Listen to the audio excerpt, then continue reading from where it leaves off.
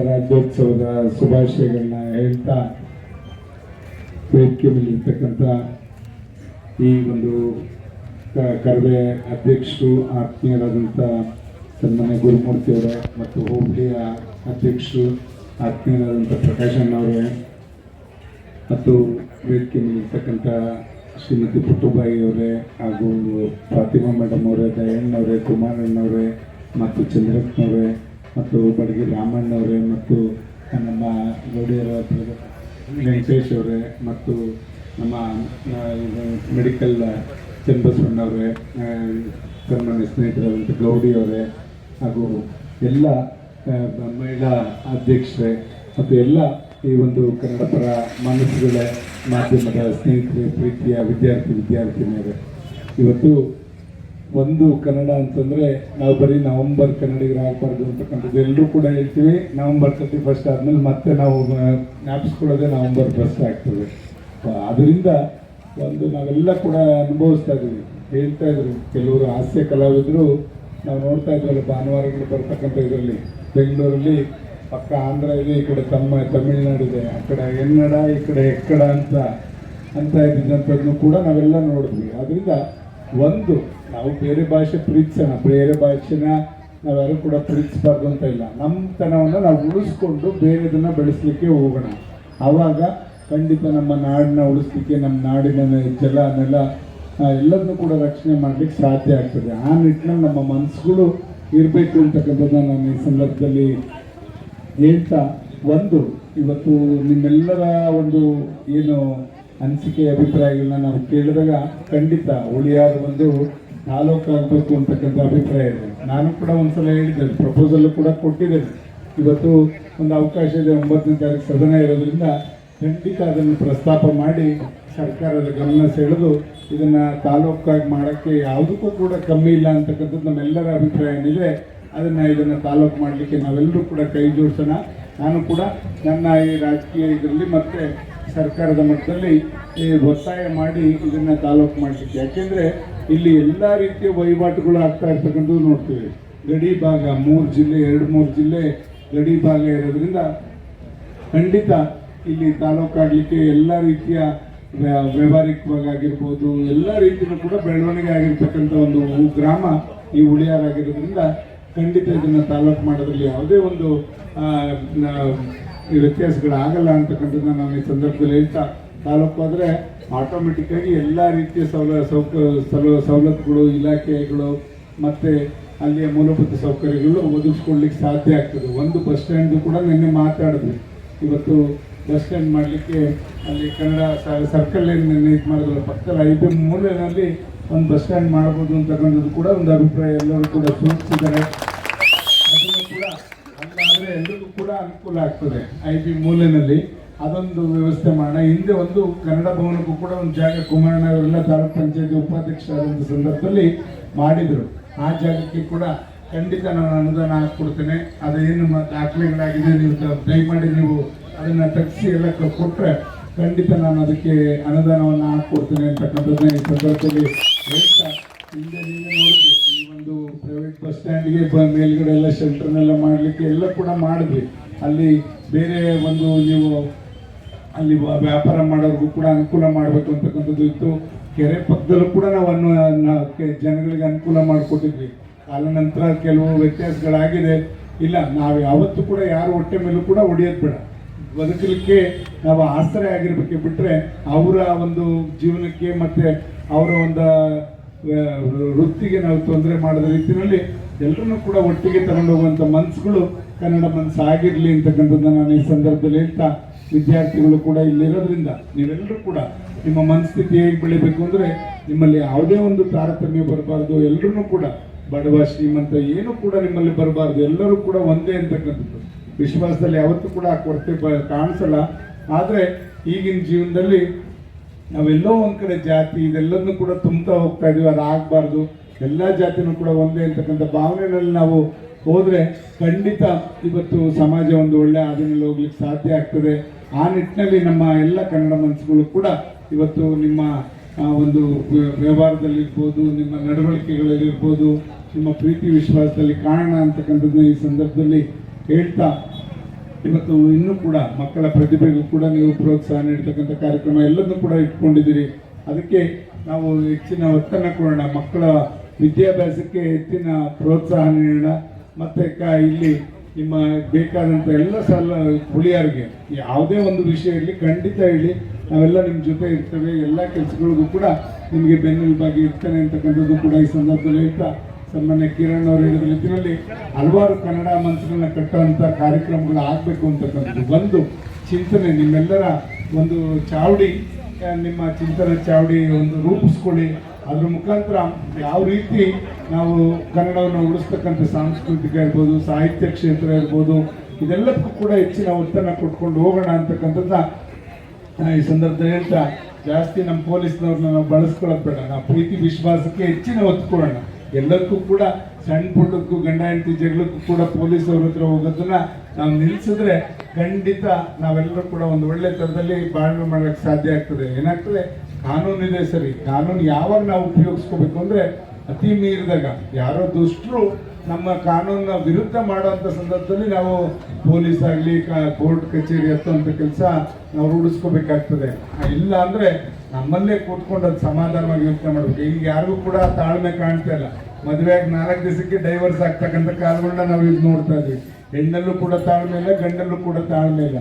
ಇದೆಲ್ಲದನ್ನು ನಾವು ಇವತ್ತು ಹಿಂದೆ ಏನಾದರೂ ಕಷ್ಟ ಸುಖ ಬಂದರೆ, ಒಂದು ಮದುವೆ ಮಾಡಿದಾಗ ನಾವು ನೋಡ್ತಾ ಇದ್ವಿ, ಒಬ್ಬ ಗಂಡ ಕೋಪ ಮಾಡ್ಕೊಂಡ್ರೆ ಹೆಂಡತಿ ಸಮಾಧಾನ ಆಗಿರೋಂಥ ಕುಟುಂಬಗಳನ್ನ ನೋಡ್ತಾ ಇದ್ವಿ. ಇಬ್ಬರು ಕೋಪ ಮಾಡ್ಕೊಳ್ಳೋರಾದ್ರೆ ಸಂಸಾರ ಉಳಿಯಲ್ಲ, ಇಬ್ಬರು ಸಮಾಧಾನವಾಗಿದ್ರೆ ಸಂಸಾರ ನಡೆಯಲ್ಲ, ಹಿಂಗಿರ್ತದೆ. ಅದರಿಂದ ಹಿಂದೆ ಇವೆಲ್ಲ ನೋಡಿ ಅವರ ಲೆಕ್ಕಾಚಾರ ಮಾಡಿ ಮದುವೆ ಮಾಡ್ತಾ ಇದ್ದಂಥ ಕಾಲ ಇತ್ತು. ಈಗ ಸ್ವಲ್ಪ ಎಲ್ಲ ವ್ಯತ್ಯಾಸಗಳಾಗ್ತಾ ಇದೆ. ಪ್ರಕೃತಿನ ವಿಕೋಪಕ್ಕೆ ಹೋದ ರೀತಿಯಲ್ಲಿ ನಾವೆಲ್ಲರೂ ಕೂಡ ನಾವೆಲ್ಲರೂ ಕೂಡ ಅದು ಗೌರವಿಸ್ತಕ್ಕಂಥ ರೀತಿಯಲ್ಲಿ ನಾವೆಲ್ಲ ಇವತ್ತು ಮಳೆ ಕಾಲಕ್ಕೆ ಆಗಬೇಕಾದ್ರೆ ಎಲ್ಲದನ್ನು ಕೂಡ ಉಳಿಸ್ಬೇಕಾಗ್ತದೆ. ಇವತ್ತು ನಾಡನ್ನ ಉಳಿಸಿದ್ರೆ ಖಂಡಿತ ನಾವೆಲ್ಲರೂ ಕೂಡ ನೆಮ್ಮದಿಯಿಂದ ಸುಭಿಕ್ಷವಾಗಿರ್ಲಿಕ್ಕೆ ಸಾಧ್ಯ ಆಗ್ತದೆ. ಇವತ್ತು ಕನ್ನಡ ಮನಸ್ಸುಗಳು ನಮಗೆ ಎಲ್ಲ ರೀತಿಯಲ್ಲೂ ಕೂಡ, ಇವತ್ತು ಕನ್ನಡಿಗರು ಎಲ್ಲ ರಂಗದಲ್ಲೂ ಕೂಡ ಇರ್ತಕ್ಕಂಥದ್ದು ನಾವು ನೋಡ್ತೀವಿ. ಕನ್ನಡಿಗರು ಅಂತಂದ್ರೆ ನಮ್ಗೆ ಯಾವುದೂ ಜಾತಿ ಇಲ್ಲ, ನಾವೆಲ್ಲರೂ ಕೂಡ ಇಲ್ಲಿ ಈ ನಾಡಿನಲ್ಲಿ ಇಲ್ಲಿಯ ಜಲ ನೆಲ ಉಪಯೋಗಿಸ್ತಾ ಇರ್ತಕ್ಕಂಥ ನಾವೆಲ್ಲ ಸಮಾಜದವರು ಕೂಡ ಕನ್ನಡಿಗರೇ.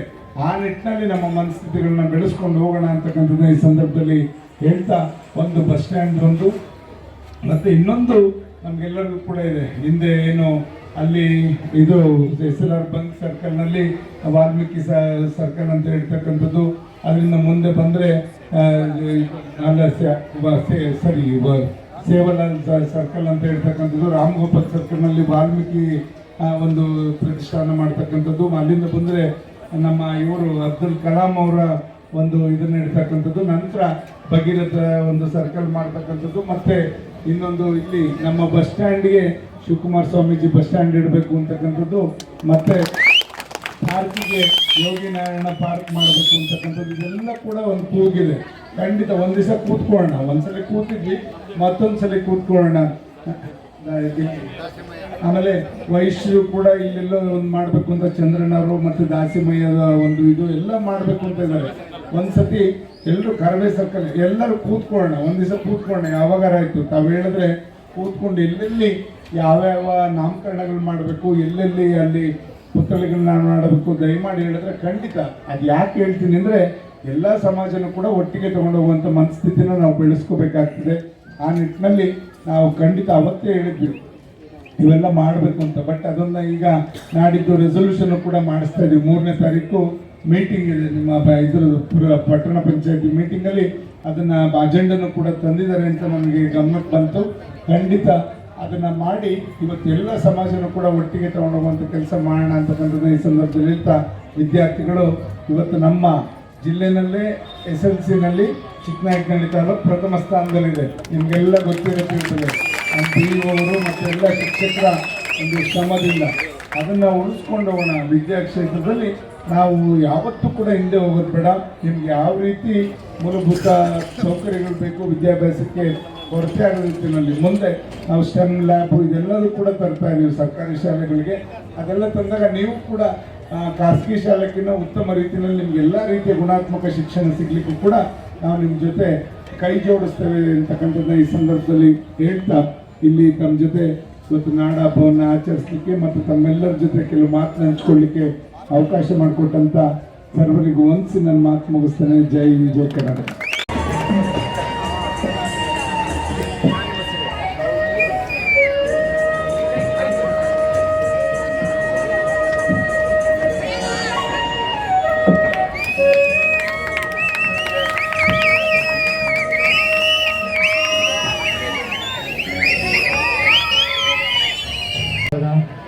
ಶುಭ ಮುಂಜಾನೆಯಲ್ಲಿ ಈ ಹುಳಿಯಾರಿನ ಕನ್ನಡ ರಾಜ್ಯೋತ್ಸವ ಸಮಾರಂಭಕ್ಕೆ ಸಾಕ್ಷಿಯಾದಂತಹ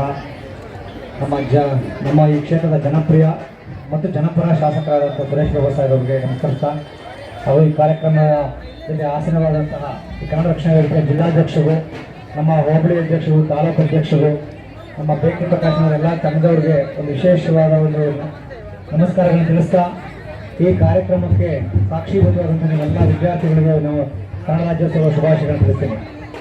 ನಾವು ಏನು ಹೇಳಬೇಕು ಎಲ್ಲ ನಮ್ಮ ಸಾಹೇಬರು ಎಲ್ಲ ಹೇಳಿದ್ರು. ಈ ಹುಳಿಯಾರಿನ ಅಭಿವೃದ್ಧಿ ಬಗ್ಗೆ ಏನೇನೆಲ್ಲ ಅವ್ರ ಮನಸ್ಸಲ್ಲಿದೆ, ಏನೇನೆಲ್ಲ ಮಾಡಬೇಕು, ಹುಳಿಯಾರಿನ ಅಭಿವೃದ್ಧಿ ನಾವೇನೊಂದು ಕಲ್ಪನೆ ಹಾಕೊಂಡಿದ್ದೀವಿ ಸಂಬಂಧಪಟ್ಟ ಸ್ಥಳೀಯ ಪಟ್ಟಣ ಪಂಚಾಯಿತಿಯೊಂದಿಗೆ ಅಂತ ಹೇಳಿದ್ರು. ಮತ್ತು ಕನ್ನಡ ಶಾಲೆ ಬಗ್ಗೆಗೂ ಅವ್ರು ಮಾತಾಡಿದ್ರು. ಮತ್ತು ನಮ್ಮ ಪೊಲೀಸ್ ಇಲಾಖೆಗೂ ಮುಂದುವರೆದು ನಮ್ಮ ಪೊಲೀಸ್ ಇಲಾಖೆಗೂ ಕೂಡ ಅವ್ರು ಮಾತಾಡಿದ್ರು. ಕಾನೂನು ಅಂದರೆ ಏನು, ಮತ್ತು ಗಂಡ ಹೆಂಡತಿ ಮತ್ತು ಸಾಮರಸ್ಯ ಹೇಗಿರಬೇಕು, ಪ್ರತಿಯೊಂದನ್ನು ಅವರು ತುಂಬ ಸೊಗಸಾಗಿ ಒಂದೊಂದೇ ಮಾತಿನಲ್ಲಿ ಅವ್ರು ಚುಟುಕಾಗಿ ಹೇಳಿದ್ರು.